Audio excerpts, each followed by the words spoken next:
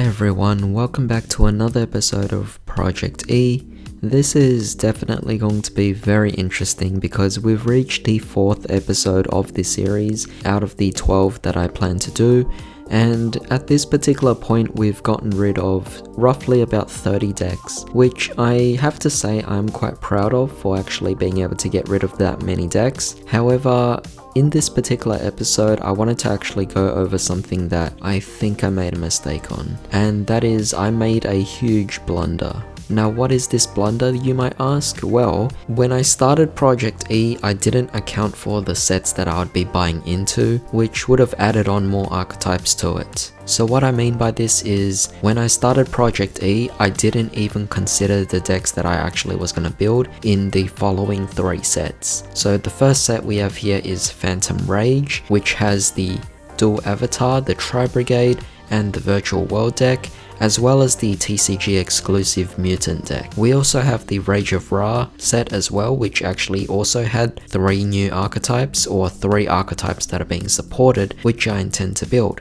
And finally, we have Genesis Impact, where again, there were 3 new archetypes in that particular set, or at least 3 archetypes that were going to be supported, and I was planning to build it as well. So if you actually add all those up, it actually counts to 10 additional decks that I forgot to account for. So at the beginning of Project E, I told you guys that I had 90 plus decks. Well, with those 10 additional decks added on, we now have plus 100 decks. So what does that mean? Well, it means that we have to change up our goal just a bit. Previously, I did mention that by the end of Project E, I wanted to get rid of at least 60 plus decks, but now the goal has changed to getting rid of 70 plus decks, because technically I added in 10 more decks into the series itself, or into the whole collection of what I want to build, and because of that, I now have to decide to get rid of 10 additional decks just to kind of balance it out so that I would have the most minimal amount of decks left over by the end of the series. But with that being said, I wanted to actually go through some more archetypes that I've decided to actually just get rid of,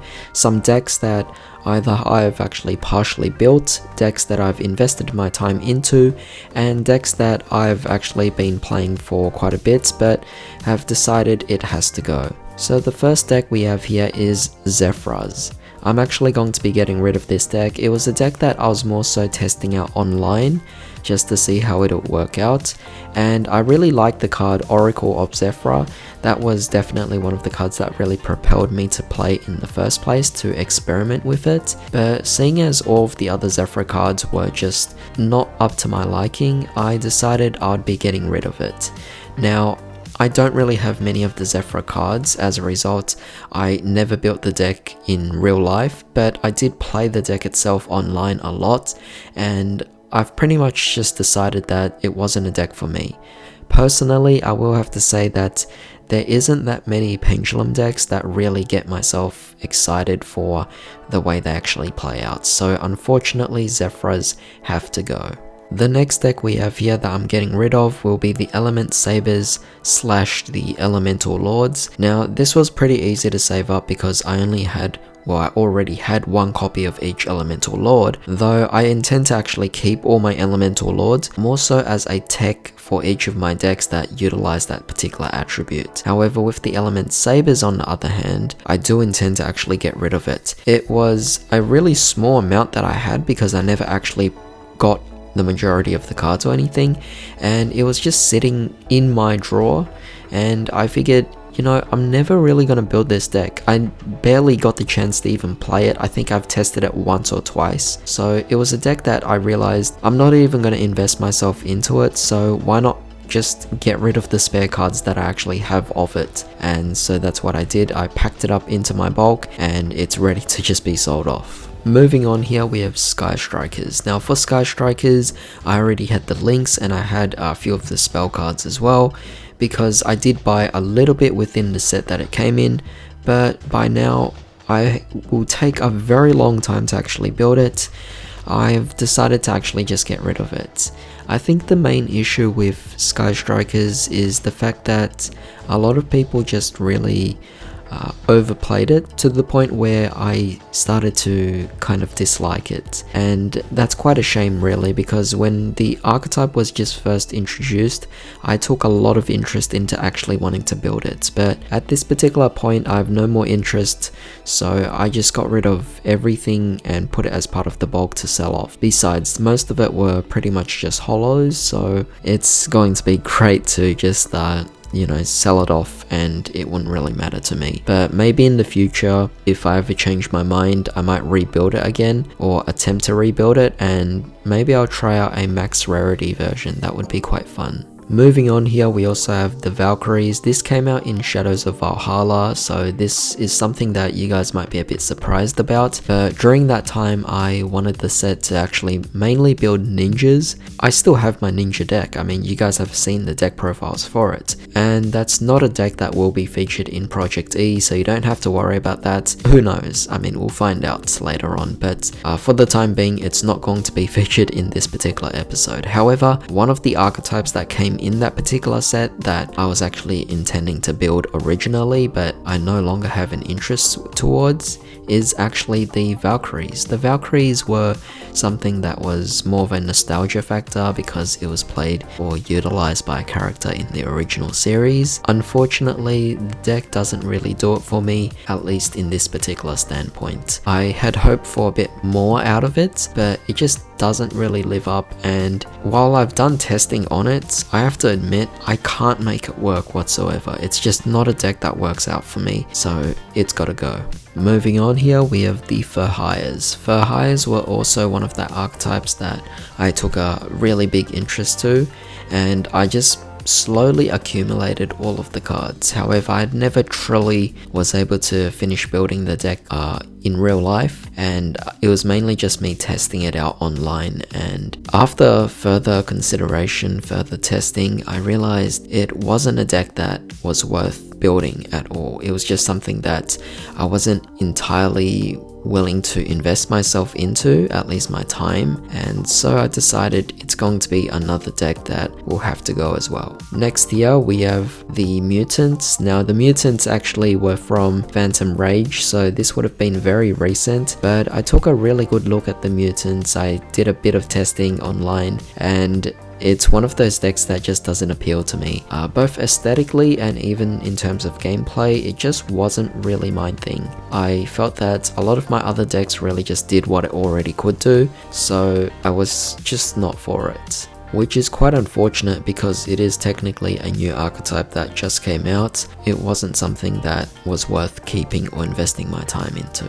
With that being said, we move on to the Adamancipator. The Adamancipator came out in Secret Slayers. It was very interesting because Secret Slayers is not a set that I've actually bought yet, so I don't really have many of the cards, but I was able to get like a bunch of the cheaper bulk cards for free off a friend, and for me, I just decided, you know what, it's not really a deck I was really interested in. When it comes to Secret Slayers, I was more interested in decks like the Eldritch or the Rika, and because of that, I'll still keep those in my mind to build in the future. But with the Adamancipators, they were the most uninteresting to me, at least in my perspective, that is. And so because of that, I wanted to put it in this here just to affirm myself that it's not a deck that I intend to actually build. That way I could actually just take it off my mind and I don't have to worry about it ever, because it's not a deck that I intend to play. And finally, the last deck we have here is Prediction Princess. Prediction Princess is not so much a deck or an archetype, but it's more so a small engine I actually utilize in my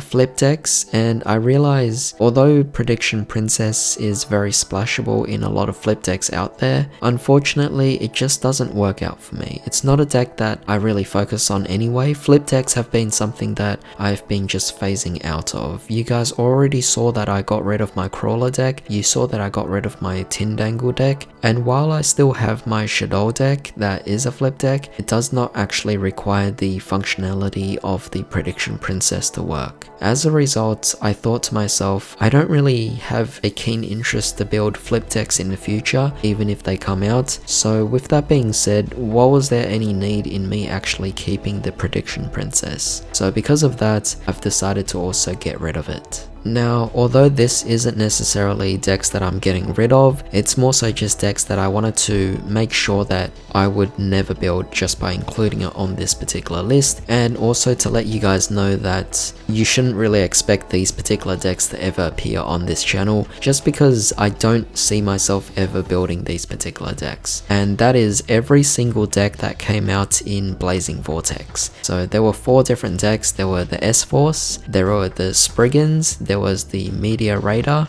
and there's the War Rock. Now those particular 4 archetypes that came out in Blazing Vortex were the reason why I didn't even bother to buy into Blazing Vortex in the first place. So it is pretty obvious that I will never ever build those particular 4 decks, and it's just something that is definitely just out of my mind. I don't ever have to actually think about it.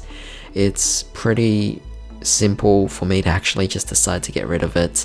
I basically have no attachment to it whatsoever, so just something I wanted to include there. But if we don't actually include that, then technically I got rid of 8 different decks. So I do feel a bit better now. It's not the most amount of decks I've gotten rid of, but unfortunately this was all I could do for this particular month. I tried my best to go through my different decks, and it was really hard to actually detach myself from all of these decks. You know, you can't help but have an attachment to the decks that you've played for such a long time. So hopefully I could get rid of more decks, but I am starting to realize how difficult this is. However, with the Blunder as well, it did technically push me to want to get rid of more decks, just to make up for the fact that I technically added in more decks into my whole collection of decks, if you want to see it that way. However, with that being said, definitely leave me your thoughts as to what you thought about each of these decks. Are you going to miss any of them? Of course, a lot of these you guys haven't seen on the channel before, and that's mainly because I didn't have the full deck. I always just play tested it all online. But with that being said, definitely drop a like, share, subscribe, hit the bell notification. I hope you guys have a fantastic day. I'll see you all next time.